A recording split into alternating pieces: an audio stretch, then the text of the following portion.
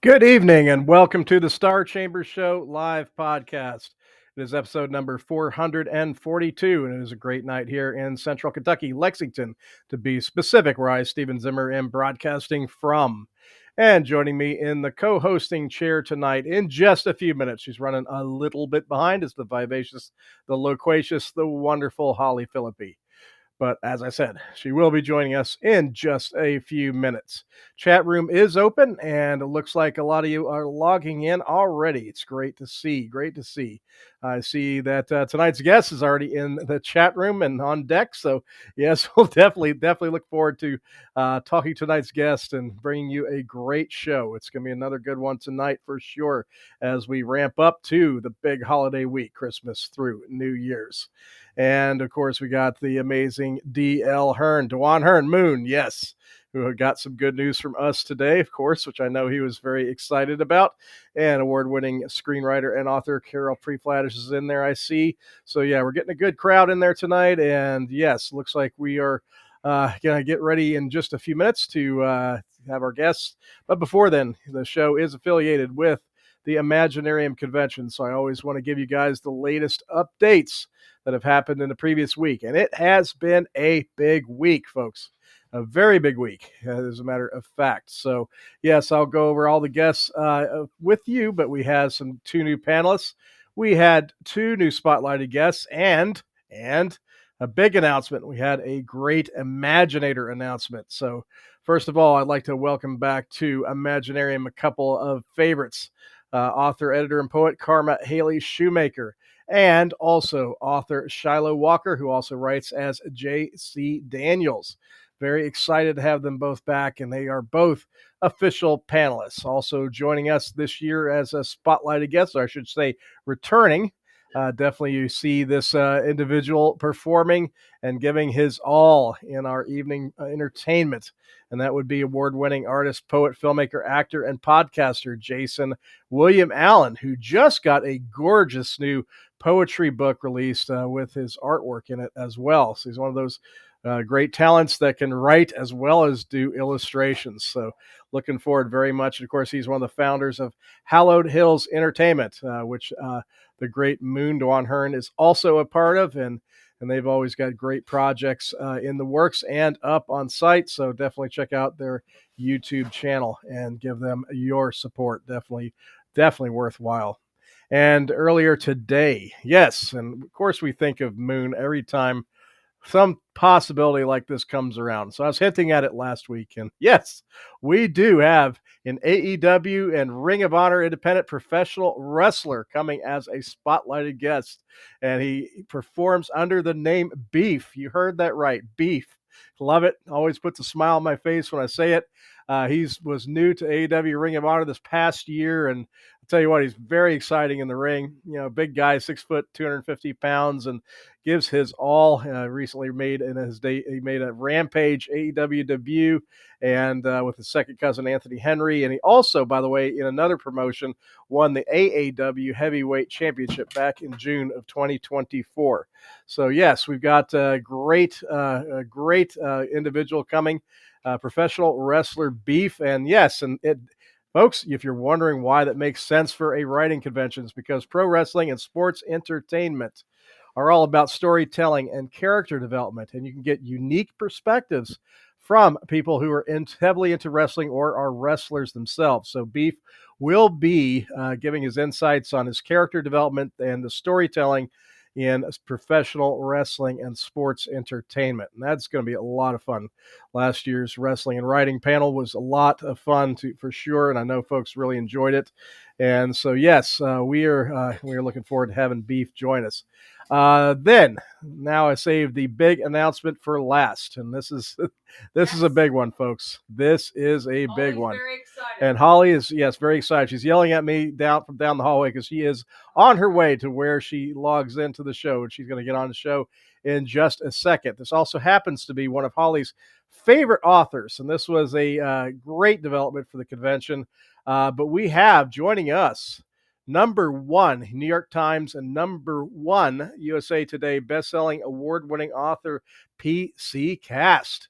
is coming as an Imaginator guest. And yes, you heard that. Hit the #1 slot on the New York Times and has more than 30 million books in print. Yes, million, as M as in million, and in print over 40 countries, and has an enormously successful series with the House of Night series, a great vampire series.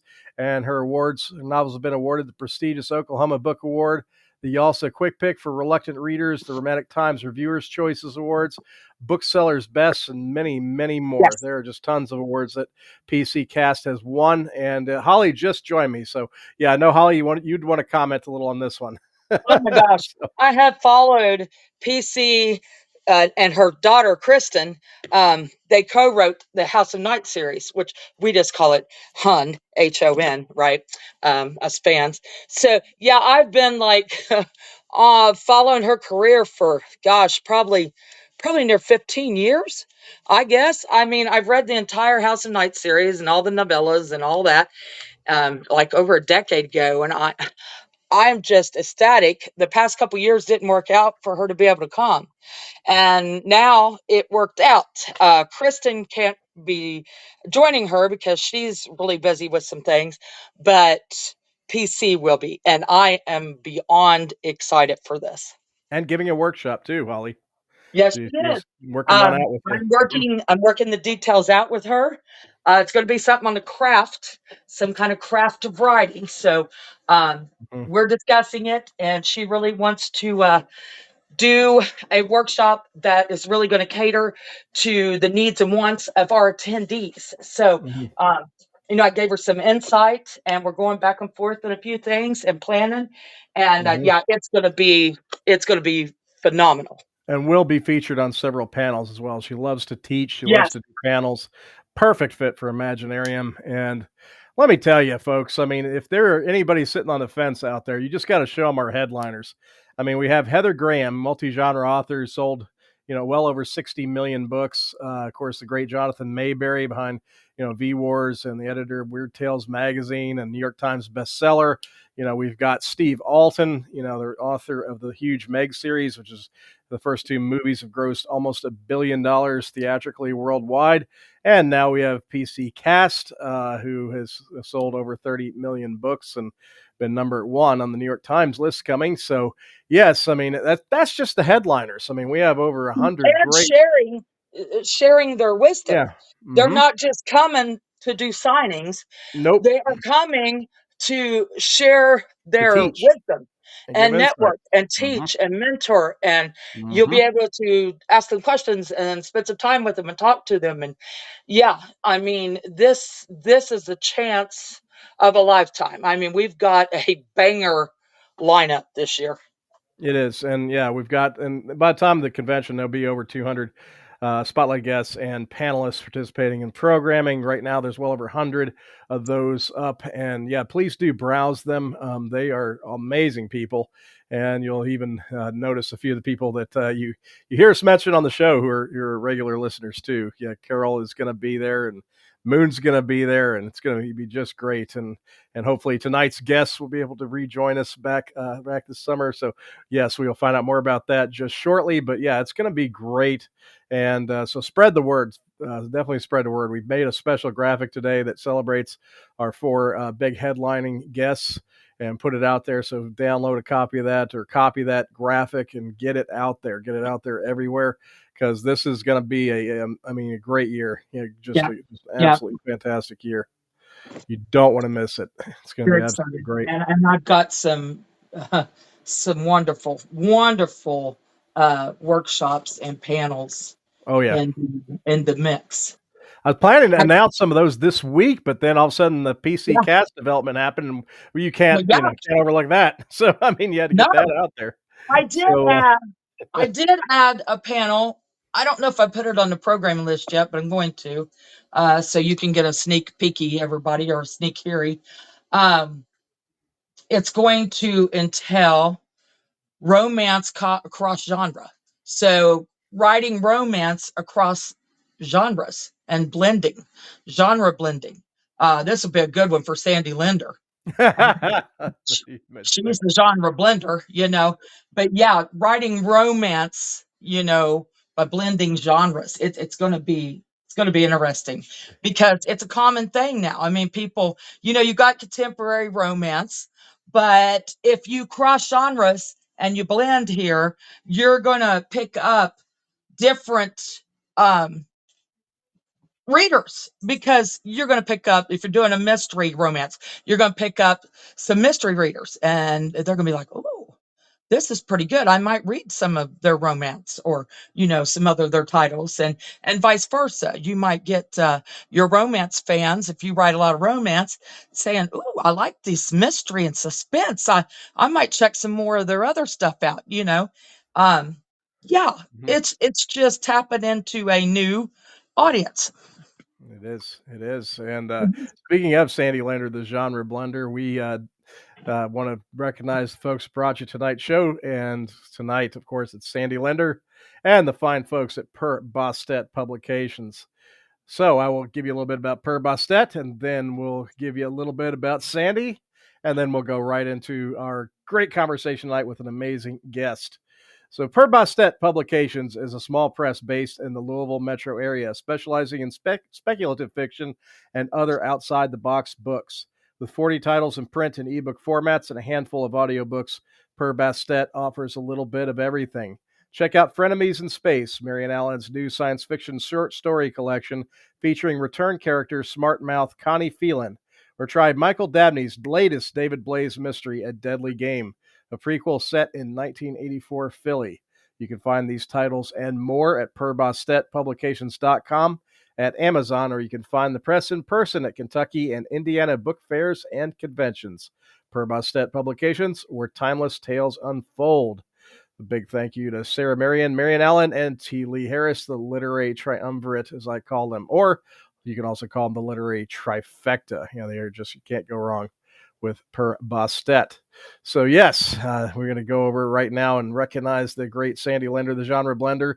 And speaking of genre blenders, Silver Bells is one of those books. Definitely worth picking up. So, here you go, a little bit from Sandy. What happens if you schedule a Krampus movie on the Hallmark Channel? You get Silver Bells from Sandy Lender. The reviews are coming in for this new holiday horror, and readers are loving the mature female lead and the spooky Christmas setting. BestThrillers.com gave Silver Bells a highly recommended rating, saying, through striking visuals, Reindeer Creek reads like a mashup of Washington Irving's haunted forests in The Legend of Sleepy Hollow, the greed-induced decay of Pottersville in It's a Wonderful Life, and the glitzy electric spectacle of The Great Christmas Light Fight. Grab your copy of Silver Bells by Sandy Lender today. Great book, great person, great writer, Sandy Lender. Thank you very much, Sandy, for supporting this show. And so now I'm going to go ahead and bring our guest of tonight on. Yes. And tonight's guest is going to be on the Star Chamber show for the first time. And she is an author, an editor, and a librarian. And she is the author of a paranormal coming of age trilogy and an urban fantasy novel. And her forthcoming book, tentatively titled The Resonance of Flame, is the first in an epic fantasy series. So, welcoming on to the Star Chamber show for the very first time, it's my honor and my privilege to welcome LJ Mack. And yes, LJ, you should be on in theory. I'm here. There you go. All right. I had this indicator come on that said you were alive, and then I looked and it had not cleared you, but I hit the button again and made it work. So, Yay. yay. Well, good to talk to you again. It's I'm glad I got to see you fairly recently at a book event, and that we had talked to you about coming on the show, because we've been wanting to have you on the show for a while. And tonight we get to talk about your writing, get to introduce you to our audience, and you yourself have been a listener of the show, which we thank you for. But just great to have you aboard, and just yeah, it's great for Holly and myself to catch up with you. It seems crazy. It seems is crazy to be on this side of it. I'm usually on the other side, listening and taking in all the information. It's a little different. Just a little. well, you're you in the know book us, world. so Yeah, it's you laid know back. laid back. And you're in the book world on a daily basis with your writing and your work with the library and everything else you do. So yeah, this is just another part of your world. Absolutely. It is. So Well, This is the tell fun us. part. Yeah, no kidding.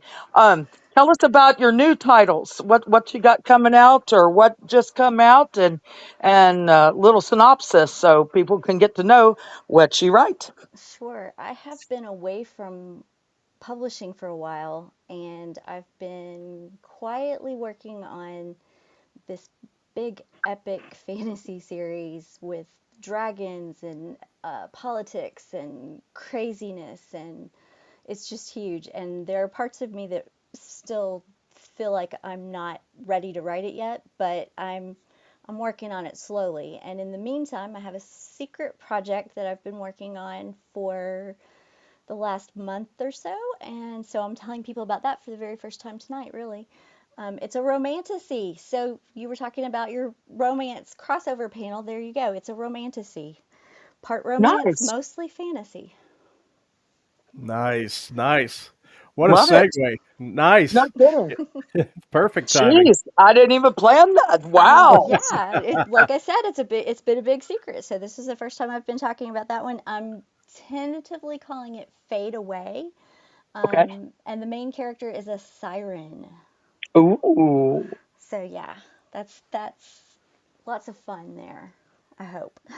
Well, do tell us, yeah, a little bit about what you can share without. Like, I know you can't give away too many Sure. spoilers, but yeah, do Yeah. tell us about it some more. So at the beginning of the book, the siren princess is in hiding because her mother was plotting to kill her. So she's left the island that the sirens rule. Her mother's the queen ruling the siren island, and she's on the main continent and is in hiding there and gets caught up in a lot of really interesting things with a kingdom that hates sirens and is trying to conquer them pretty much. So she gets all tangled up with that. What are some of the things that you've done with the, because typically, I mean, sirens and, obviously in Greek mythology have and such have their own connotation of what they are and more monstrous kind of connotations. And Right, in yes. mythology, they tend to have that. What have you done with your sirens? Can you give us a little insight into what makes them So maybe a I, little, I sort uh, of, yeah, I kind of started with the idea of the Greek sirens and then went to the German legend of the Lorelei. And she was Ooh. a village girl whose heart was broken Mm-hmm. and died Mm-hmm. because her true love betrayed her. And so she was in the river near the cliffs and would sing and lure sailors to their death, lure men to their Yes. death. So, part of the legend of how the sirens got their power in the first place, got their song, their siren song, was from some sort of failed peace treaty, possibly marriage. Nobody's really sure anymore. That happened between the Siren Kingdom and the kingdom on the continent. And um, yeah, so there's some interesting things with their song, and it's matriarchal. So it's Nice. always ruled by a queen, and the women are As the it should ones with be. the power because the sirens are always going to be the women, and the women are the ones with the power. And they are feared by the men on the continent, feared by everyone on the continent. Maybe rightfully, since the Siren Princess's mother tried to kill her. Oh well. So This yeah, sounds this sounds really fun. I love I hope the so. idea. Well, I love the idea of taking, and we talk about that frequently, is taking the old creatures, or the old monsters, Hmm. and putting a new spin on them. Yeah. I'm a vampire freak, so yeah, anything like Twilight put their spin, and I know some people hate it and whatever, but True Blood put their spin. I mean, there's just different types. Same with Harry Potter and the School of Wizardry, um, but it's cool that people take those folklores, and I love that. and get Hmm. creative with it, have fun with it. You don't have to follow all of the old you know rules that they follow. You can have fun with it. That's Absolutely. fiction. Yeah. Yes. Absolutely. I mean, if I'm going to be a writer, why do I want to tell somebody else's story that they already told thousands of years ago? I want Right. to have my own spin. I want to do something a little bit different, a little bit unexpected, maybe. Right. So Love did it. you so did you have growing up or later when reading like about sirens mythology, did you have a certain sympathy toward them, or what drew you towards sirens in particular as a figure or Okay, it's creature kind of character? a roundabout sort of way. Um, Gosh, 20, 30 years ago, however long ago it was now, when the television show Gilmore Girls was on. The mom Yeah, on Gilmore it's Girls' on name here a was lot. Lorelai, Yes, it is. and she was 16 years old and had her daughter. And then Mhm. fast forward to when her daughter is 16, and that's when the show started. Um, my oldest son asked me why. He asked if we could sue the show because they turned him into a girl because I was 16 when he was born. And he's like, Mom, that's you. That's our lives on this television show. And it really wasn't, but there were enough similarities. The fast talking, the not shutting up part, the love of reading, lots of things that resonated for us. And so some of my friends then started calling me Lorelei.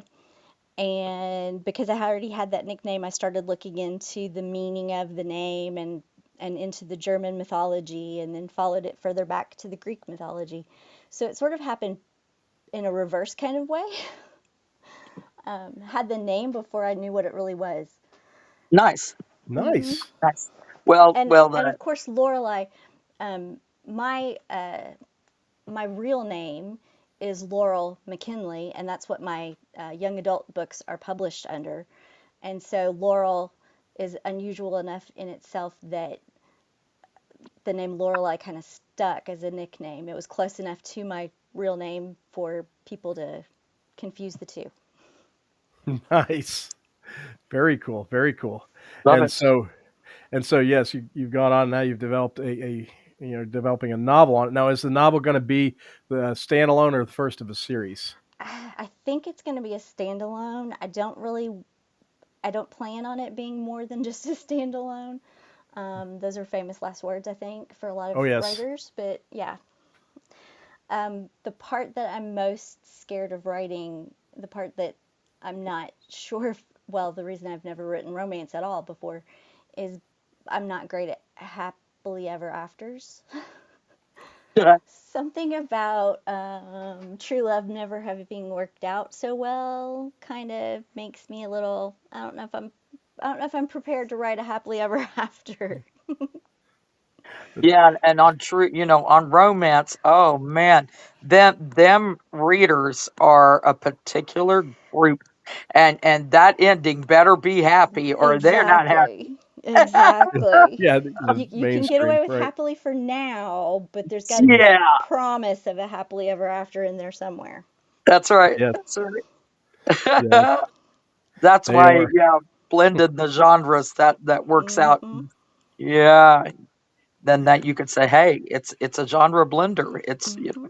It's more fantasy than romance. Yeah, there you go. There you go. Now, did you write it with the intention of blending genres, or did you just write the story and then look back on it and go, "Oh my God, I've got a blender," or No, how I or absolutely as set that out goes? to write a fantasy romance. I Nice, wanted to see if I could do it. I have this really, I don't know if it's a good tendency or a bad tendency, but I have this tendency to challenge myself. I like to write something I've never done before, try something different. Maybe it's a different point of view for a character, maybe it's multiple characters' viewpoints, writing in first person, writing in third person. I'm switching things up frequently and always trying something new, usually something that scares me at least a little bit. nice. So as far as this one goes, are you? What's the basic structure? Are you pretty much following your main protagonist, or do you do a lot of shifting of POVs, and then This also one's is it mostly first or just going to third? be following her, and so far it is first person. First. Nice. And that's hard to get back into because I hadn't been writing first person in a while, so Yeah, it was that's hard to a get back into doing it. yeah, it's definitely a shift. Yeah, when you It don't have is. the omnipotence of third person. Yes. Yeah, There's yeah, always something that pops up and I'm like, "Oh, I really want to show oh, I can't show that because she didn't see that. I can't do that." Hmm. So, it feels very limiting in some ways, but I just look at that as a challenge and see if I can do it. Yeah, it's definitely a fun way to write for sure. As far as, but you have to, yeah, you have to just look through the eyes of the character at all Mhm. times, at all times. But that can be a good exercise for sure. But so, when do you think this one's going to see the light of day as far as the publishing side goes? I'm the original goal was to have it out by the end of the year. I'm thinking it's probably going to be January. About January. Nice, nice. All right. So, what are your roots? We love to talk about roots on the story or on the show, but as far as your storytelling goes, what are because I know you love, obviously we've talked about epic fantasy, and things like that. Are your roots a lot of some of the big names that we're familiar with, or who'd you Yeah. come up reading? So when I was a little girl, the first book series that I remember reading over and over and over again was, of course, The Chronicles of Narnia, C.S. Lewis. Nice. I read those so many times. I actually wrote a paper on them when I was in high school because I, by that time, knew them backwards and forwards. And then when I was in high school, maybe a little after high school, I'm trying to remember exactly when it came out. It must have been after high school. I stumbled onto Robert Jordan's The Wheel of Time, Mm-hmm. and I followed that one all the way through Brandon Sanderson. And I, my youngest son was never much of a reader. He was a very reluctant reader. And when he was in middle school, I was reading The Wheel of Time, and he was like, what are you reading? What's that about? Can I read that?" And I was like, "Well, if you really want to try it, it's an awful lot for you." And he read the whole thing in a couple of months. I don't Wow. think any of the Sanderson books were out at that time, so there's probably still 12 books out, Mm-hmm. 11 or 12. Yeah, he shocked me, and he's read it more than I have now, and we have spent many, many hours dissecting all of the parts of it and trying to understand the magic and this and that and the foreshadowing. And I can't believe that this was in here and it didn't pay off until book 10 or 12 or Oh whatever. yeah, that's And Jordan. so, yeah, very much. Yeah, those were my biggest influences. I loved the King Arthur mythology. I wrote oh a yeah. Mm-hmm. play about King Arthur when I was still in high school. It was really bad and really derivative, and thankfully nobody will ever see it, but I did do it. Um, Well, that's yeah, cool. Yeah, I've doing I've been writing for as long as I can remember. So, nice, nice. Yeah, and we share C.S. Lewis. That's one of my two mm, foundational authors, with Tolkien being the other. mm-hmm, But Jordan was another one that was along my path as well. So, and I did have the opportunity to actually go and meet Brandon and Harriet in person when he was doing a visit to Joseph Beth. oh, And I that was a was there lot of that fun. night too. Was it Yeah, for the last one? yeah. Hmm. I was there that night too. Yeah, I got the chance to meet him and talk to him afterwards, and and he even That asked me for a copy of my book, which kind of oh, weird. that's so cool. So It's always really cool and intimidating when someone that you look up to suddenly wants your book. It's like, "Oh, yeah, here it's a thing I did. Yeah, okay." yep, yeah, that was one of those that I was like not expecting, to happen at that particular event, but he was just so cool, and Harriet was really really nice, and yeah, what a like I said, I'm just glad that he got to finish the series, and was able to conclude it. Because we had that problem with David Gemmell too in the world of fantasy, because he Mhm. passed before finishing his trilogy, one trilogy about the Trojan War, and his wife had enough notes and everything together that she was able to finish it. So yeah, that's a tough That's cool. situation. But well, little tangent there, but yeah, I just want to say that I definitely share your love of Jordan, and yeah, Oh, so that's a yeah. immersive epic fantasy background. Nice. So the as I call them, the big books, the big books. Mhm. Yes. And then I've also when I was working at the library, met an incredible group of romance writers because we were doing a romance program at the library. I actually had this idea to celebrate romance writing in the library, and we did it in February, and we called it Death by Chocolate, and we did it for years, so many years. And then eventually we had authors coming to it, and then we did author panels, and then we did so many other author events out of it.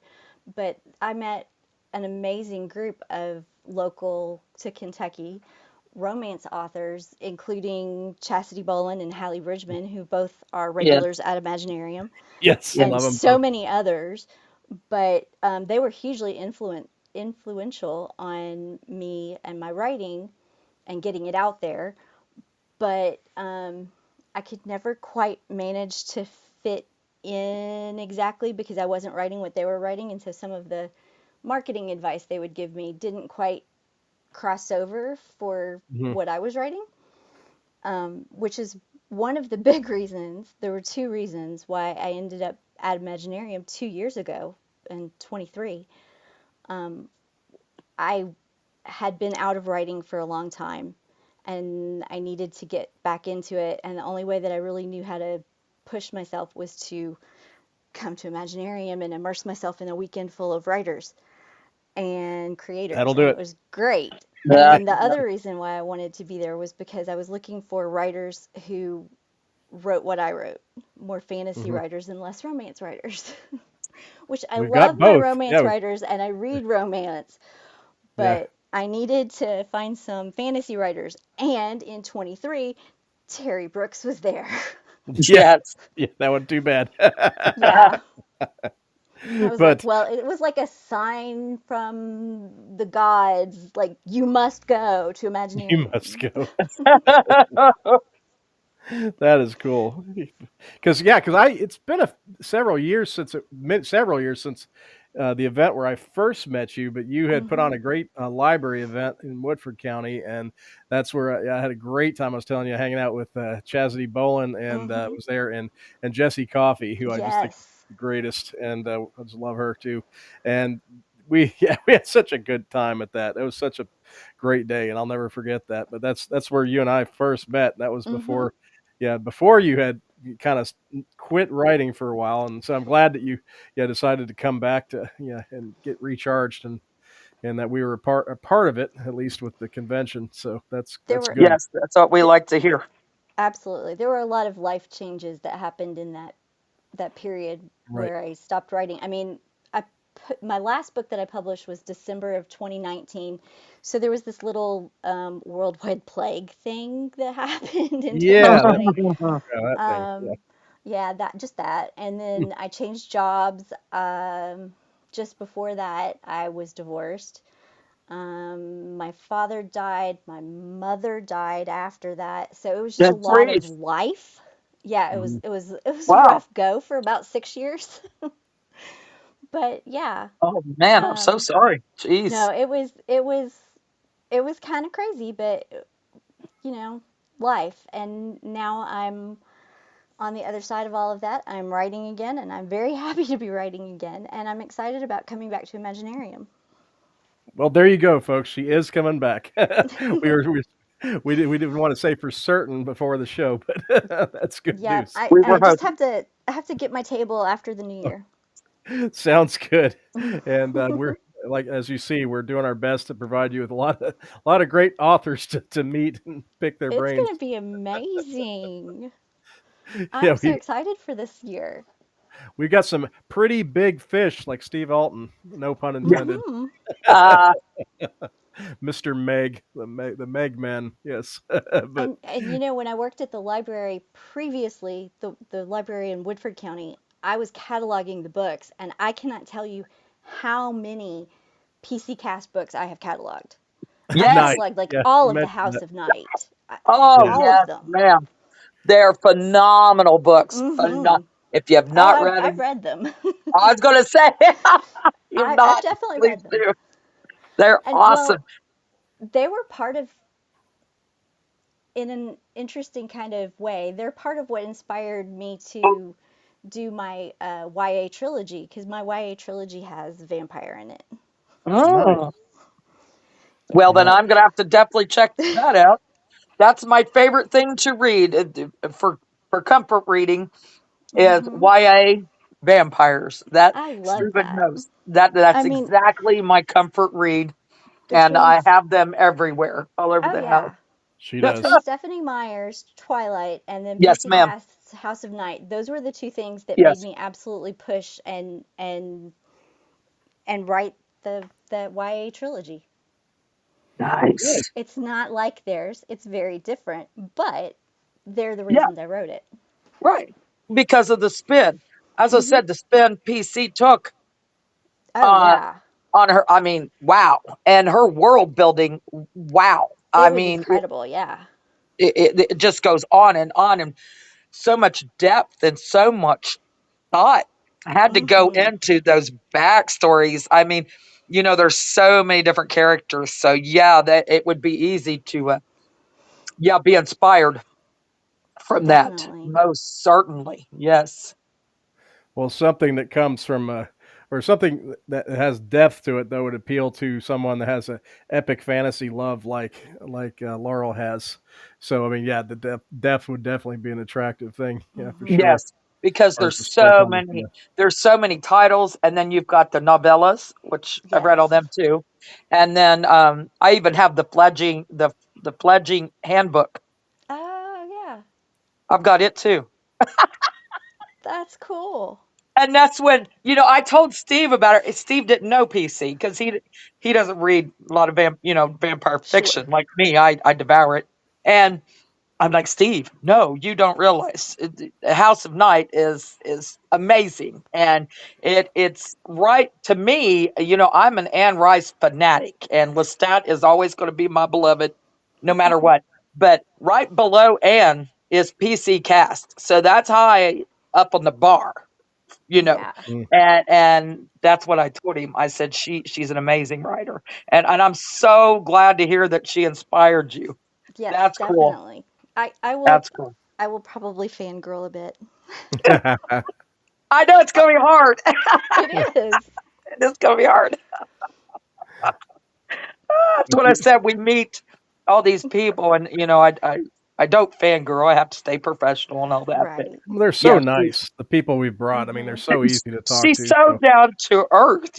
My yeah. correspondence with her, and but inside I'm all giddy. And I told Steve, I said, I'm just so excited. We've done a good job of not bringing divas yet to the Yes, show. no divas. Yeah, yeah. We we've don't want That's divas. we've I brought fill them some out. every. yeah, It that's one seems of the like best everybody we things brought about has them. always been Mhm. really great when we talk to them and work things out and all we can tell and Mhm. yeah, just great. So that was a bit of a comfort. Now it's not true that I don't like vampire fiction. Mine just tend to be a little more visceral. I always like Right. to point out the Brian Lumley Necroscope series, folks. If you have not read that, that is a fantastic. You like the It's great. monsters. You like the Yes, monsters. I Yeah. always like the more Nosferatu-ish kind. So yeah, that's why I loved Voyage of the Demeter because we sure got that in that movie. Oh man, Stephen. Oh my gosh, I have to tell that. We'll get back to you, but I tell you, I got to tell you this funny story. We were sitting in the theater, right? Because of course I have to go to the theater to see the Dementor, and so Yep. we're sitting there, and when Dracula first come out in his you know pure form with the wings and the look, the demonic visceral look, and I almost come up out of my seat. I sit up on the edge of my seat and I said, I put my hands in the air and I'm like, oh my God, he is beautiful. And Steve's like, you need to calm down. You need, Yeah. Yeah, those two words I say a lot to Holly. Calm down, calm down. I'm like, he is beautiful. I mean, I had tears coming to my eyes and I'm like, he's in his pure Yeah. form. I was just so Yep. happy. I'm gonna have to do it again because this movie Nosferatu is coming to the theaters Yes. here on Yes. Christmas Day, I think it is. So we probably won't go on Christmas Day, but I bet you the 26th, Holly will get the I itch to bet want to you go I see it. will.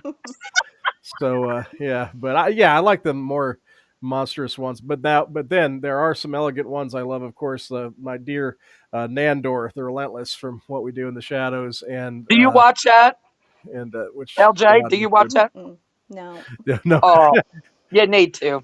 I've read rumor It, that has it's it too. that I it's Holly. hysterical. I can neither confirm nor deny that Holly and Steven may do Yes, Nadja and Laszlo as a cosplay. It's yes, possible. It is yes. possible because if you watch Nadja and Laszlo in the show, they have a It's lot us. of eerie parallels to how Holly and I are. I mean, The- obviously, not everything, and exactly no, like but the the show, way they but the bicker but the way they back and bicker. forth, Mhm. it's just, it's like And we'll look at each other and I'm like, oh my God, that's you. And he's like, that's you. That's, And yeah, and he's real laid back and immersed in his little projects and all this stuff, and yeah, then she's real loud, bombastic, and just absolutely causing mayhem. So I mean, it's just yeah, it's it that. does. So Every we, quiet person needs a little mayhem in their life. yes, Hmm. Well, Hmm. Holly provides that for me in spades. So yeah, don't Yes, worry. yes. it's it's Opposites something. attract. Yeah, it is. It is crazy, yeah. So I do like vampire stuff. So yeah, I'm not, and I am going. I did like several Anne Rice novels. I have Hmm. read Anne Rice and Do from my you? friends. Yeah. So, but now your trilogy is under your name, right? Not the pen name, Right. correct? Or is It's under Laurel McKinley. It's the okay. Echoes of Fire trilogy. Well, the Echoes trilogy. The first one's Echoes of Fire. And yep, it's young adult, so that's why I decided I needed to have the pen name because my adult stuff is not young adult. Yeah.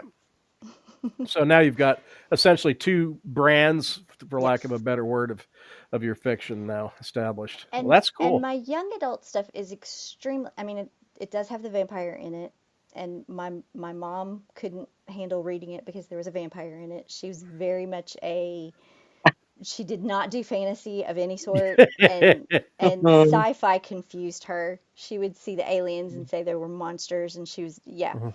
So she she never actually read it, but it is very clean so that my parents could have read them. They Mhm. Daddy was around long enough to see my first book come out, which was great. Oh. And Mom was there through the entire trilogy. So Oh, that's cool. yeah, that was really cool. It was really great. I got to have my name, their name, on books, and they got to see that. So that was really cool. Yeah, Aw, But I they are missed that with very my super father. clean I because understand it. I Daddy was understand. a minister. So they are super, Nice. super clean. Yeah, yes. I can relate to you because I my dad just missed my first book by 3 years. He Mm, passed away 3 years before my first book came out. My mom was here to see several books released, and she was always front row and center at my appearances and Joseph Beth and all, and she was so mm. happy. So she did get to see that. So yeah, I can relate to 100%. But my folks were very creative, artistic types, even though they were both scientists by trade. But they were both very, and they brought me up reading Lord of the Rings and things like that. So I did. At least I didn't have to have Yeah. the challenge you had there Well, and with the what's funny about yeah. it is Daddy was a minister, but at the same time, Daddy's the one that introduced my sister and I to Lord of the Rings and The Hobbit, and Oh my gosh. It's- he's the one that bought me the Narnia books. Nice. All That's right. Steve. And Daddy Yeah. Exactly. he watched Star Yeah. Trek. We Yeah. were Yes, watching Star Trek together, Star so My Trek. yeah. my parents love Star Trek. Yeah, they did the first So yeah, series. Yeah, they did. And yes, he was a cool guy for but he definitely had um his preferences of what his daughter might sure. write. Yeah. So that's that. Yeah, I can understand. But that's great. That's great. Well, I am glad that you got to yeah share some of those experiences with your folks. Yeah. And those are still in print or Yes. available. So, They are available in print and ebook from Amazon. They're on Barnes and Noble, iBooks, all those fun places. well, good. So do you plan going forward to write things in under both names? Are you Probably gonna? just the pen name, probably just LJ Mack. Mhm. I enjoyed writing the YA trilogy. I don't want to go back to YA so much. Right. I like reading YA and I do enjoy it, but it's not the books that I really wanted to write. It's the books Hmm. that I learned a lot by writing, Hmm. but yeah, I Just never not what planned on pulls you. staying there. Yeah, just not what pulls you back there. Yeah, Exactly. Yeah, for me, yeah, I it was interesting because I came up right in everything horror to epic fantasy and all kinds of stuff, a lot of real intense things. And one of the things I did was actually experiment in the other direction that led to the Faraway Saga, where I wanted to do a YA because I hadn't done one yet, and so I Mm-hmm. actually came from the other direction a bit and ended up going to YA because I hadn't done it yet. So yeah, it's interesting to kind of think about that genre in that respect. But yeah, I hope you keep those books out there. It sounds like they have a really a good connection to you with your family. Mm-hmm. That's Definitely. yeah, that sounds really good. I But made my sister cry with one of them, so oh, yay. That was she was one of my beta readers, and she sent me 3 text messages after she finished reading what I'd sent her. I think it was book 2, and she sent me 3 text messages. The first one said, "I'm done." The second one said, "Real tears," and the third one said, "I hate you." And I kind of did the fist pump and said, "Yes," because I was yeah. really excited to get that response from her. So, yeah. That's great. That's great. So, but now I'm curious about one thing. Working in the library, how is that? You've kind of hinted at it a little bit because you've made connections at the library and met different types of writers and so forth. But what about working at the library has maybe helped you grow a lot as a reader, or not a reader? I mean, writer. My bad. But Oh what gosh, about working at the library? Has that been a major help to you as a writer? definitely.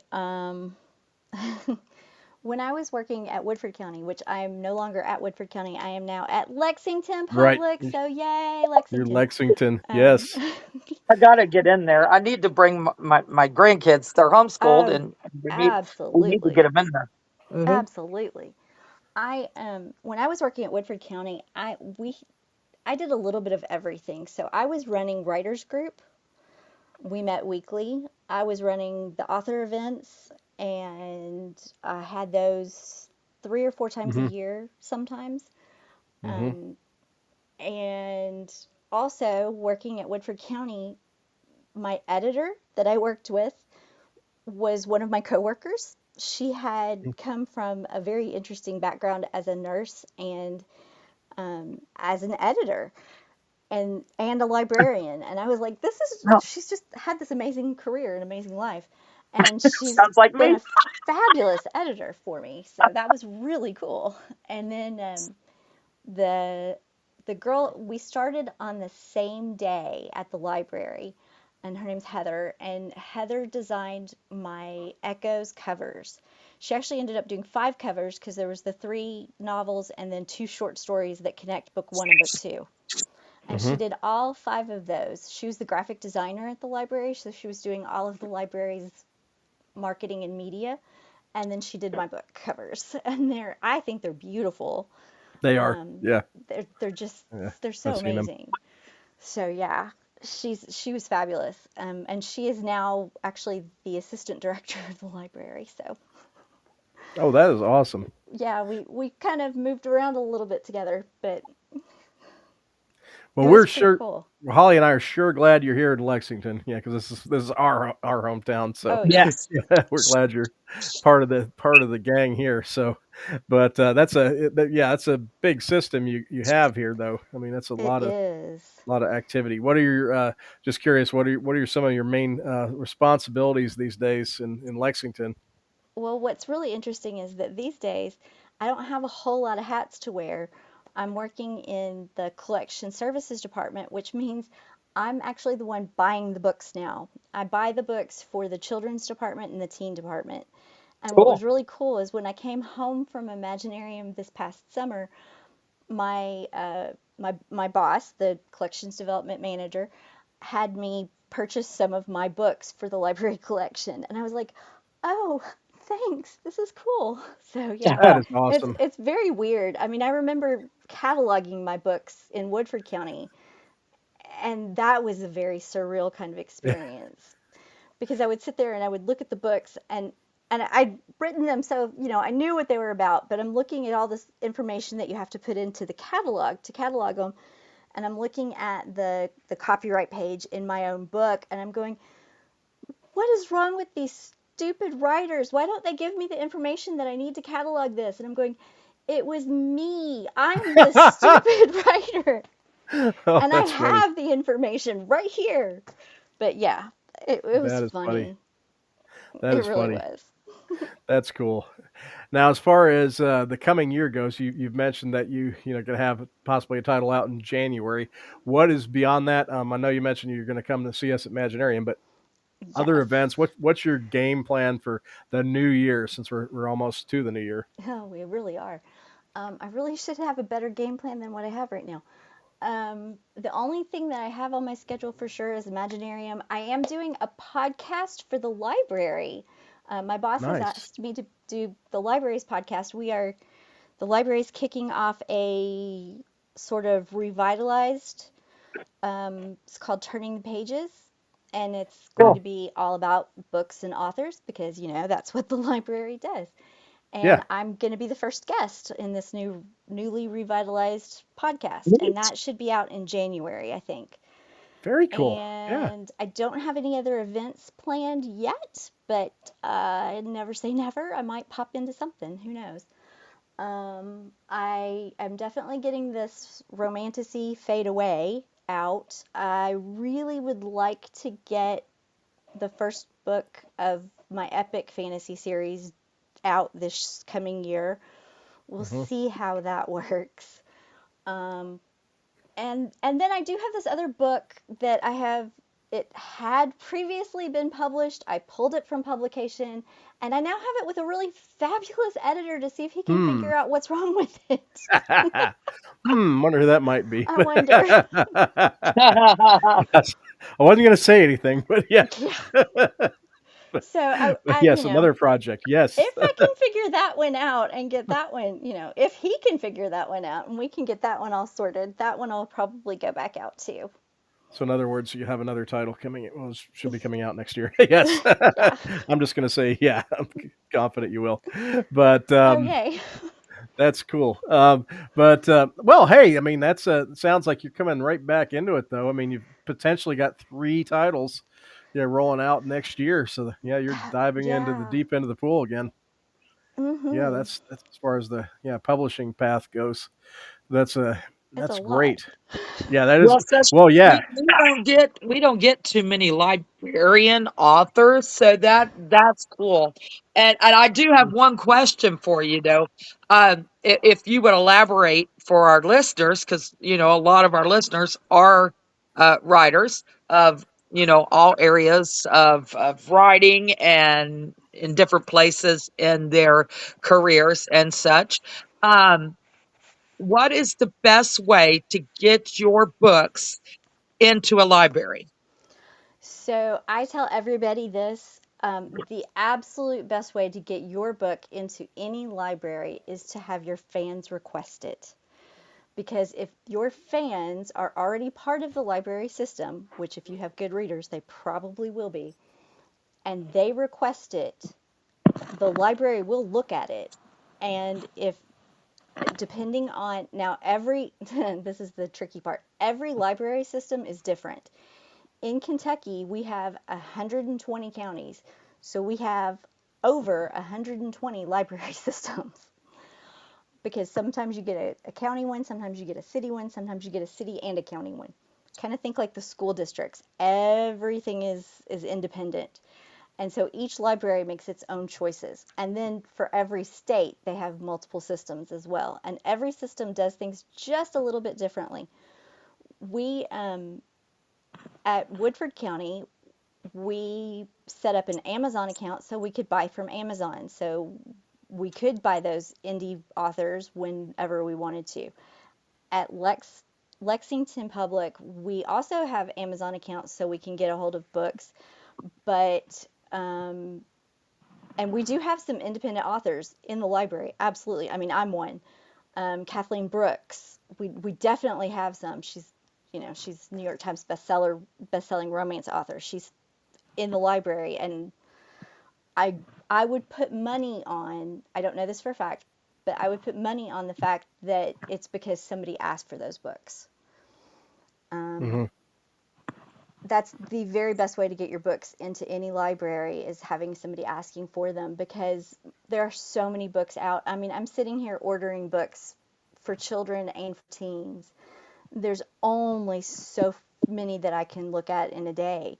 And I'm Hmm. looking, most of my ordering is done through, there's really two big companies, Baker and Taylor and Ingram. So most of my ordering is done through that. I can only see so many books in a day. And we Hmm. have selectors that work in the libraries who are telling us what their patrons are wanting, and Hmm. what they need, and what programs they're doing. So what books we have that match up with their programming. But at Woodford, whenever we were doing the special events with the authors, we always tried to make sure we had some of their books in our catalog so that our patrons could check them out.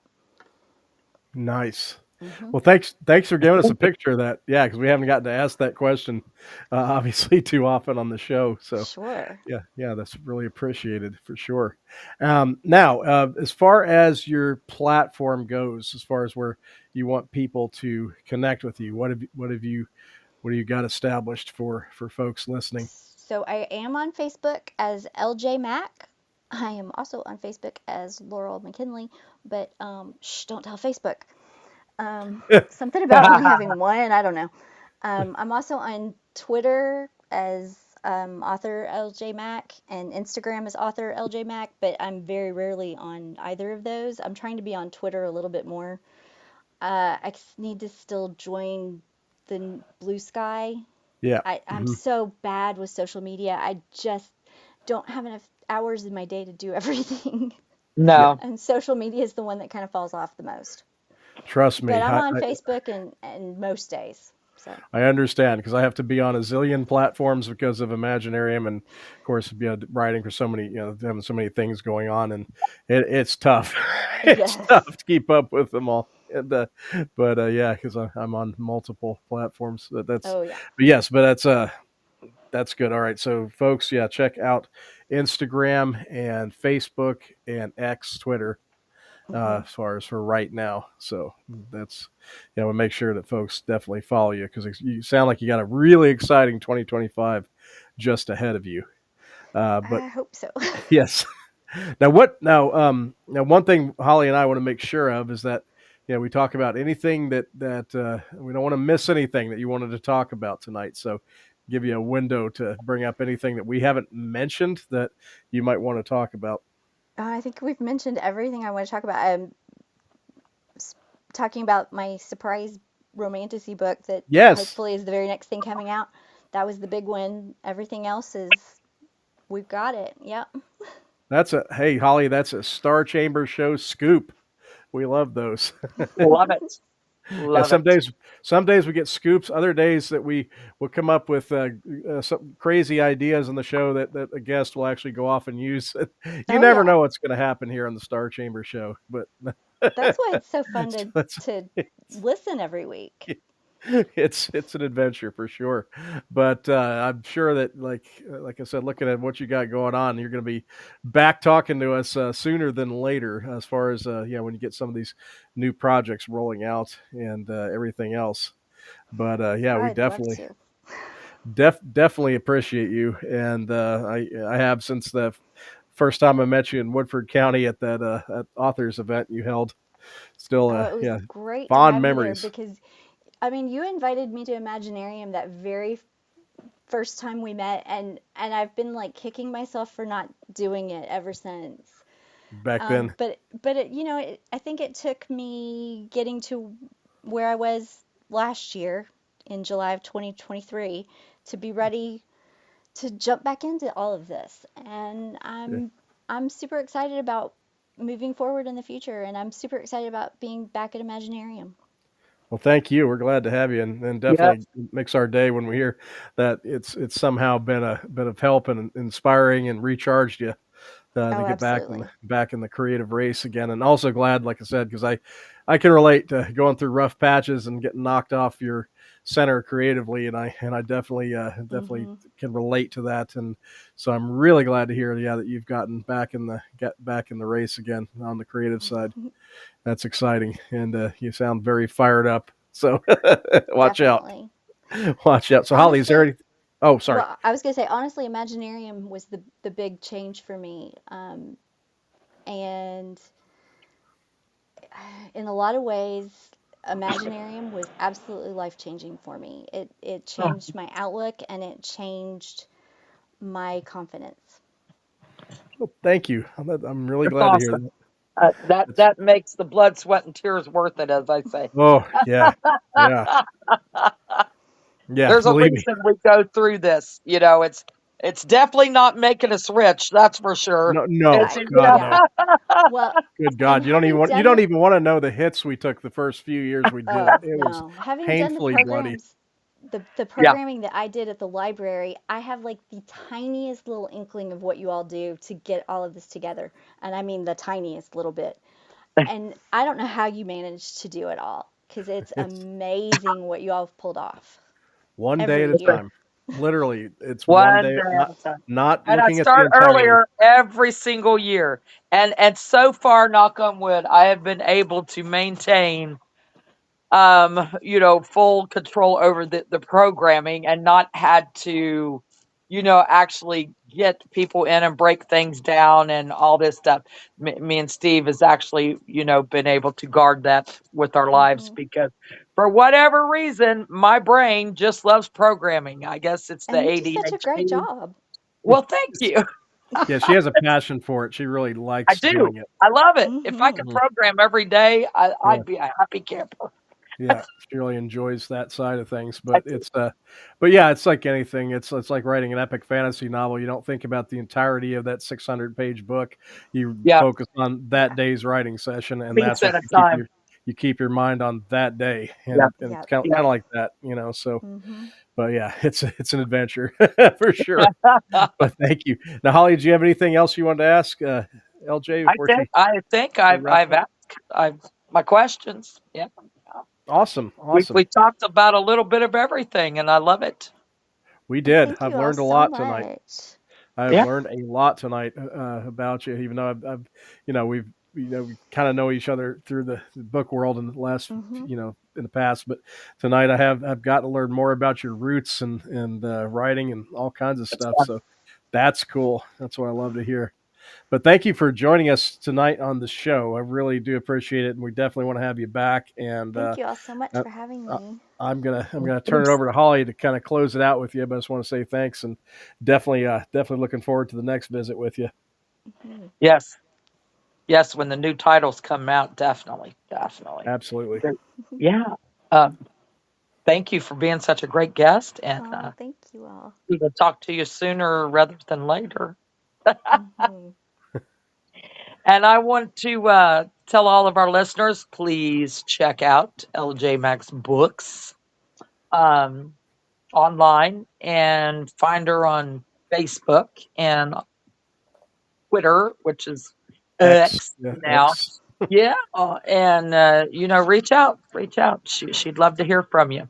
Hmm. And join us next Wednesday, same place, same time, 9 p.m. Eastern Standard. Have a great weekend and be creative. Good night, all.